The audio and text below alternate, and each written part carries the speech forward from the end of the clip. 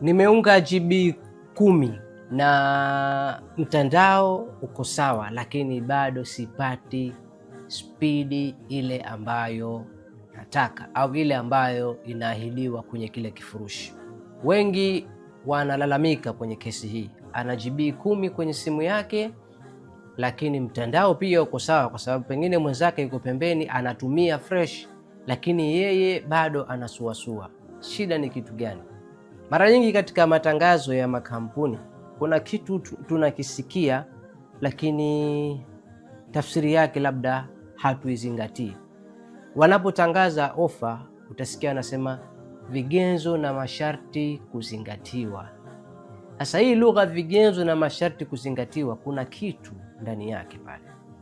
Kwa mfano, hii kesi ya kuwa unajibiza kutosha na mtandao uko sawa, mwenzako anatumia, we hupati, kuna kitu pia kwenye hivyo vigezo na masharti kuzingatiwa unakutana nacho. Kuna kitu kinaitwa FUP, usawa kwenye matumizi. Si tunasema haki sawa, na huku pia iko haki sawa hivyo hivyo. Nini manake? Wateja wote au watumiaji wote wanatakiwa wapate haki sawa kwenye matumizi, isiwe mtu mmoja anatumia zaidi kuliko mwingine. Kwa hiyo unapokuwa na majibii 10 au zaidi, ukaanza kutumia mtandao, ukatumia fujo fujo fujo fujo fujo fujo, baadaye ikafikia kwenye kiwango fulani, system ya mtandao inakudetect kwamba huyu mtu tayari ameshakuwa heavy user, yani ni mtumiaji wa hali ya juu, automatic inakupunguzia speed. Sasa inakupunguzia speed, unaweza kujiuliza kwa sababu gani? Na GB ni zangu. Ndiyo, vigezo na masharti kuzingatiwa.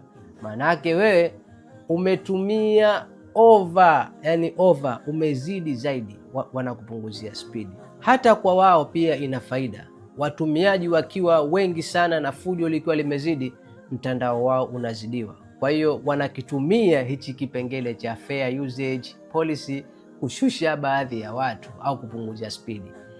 Zingatia, hawakuibii MB zako.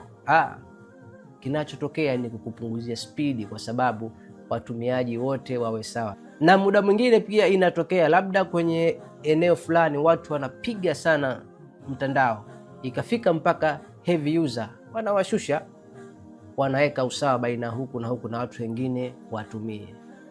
Una GB 10 na mtandao uko sawa, lakini huwezi kutumia vile ambavyo unataka wewe, bado una limitation ya kampuni.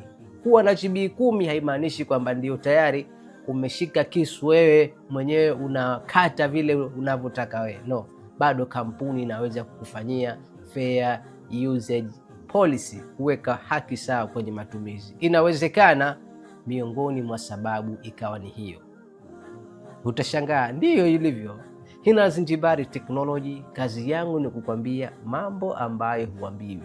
Kama umependa video hii, nibonyezee like, na kama una swali, njoo sehemu ya comment.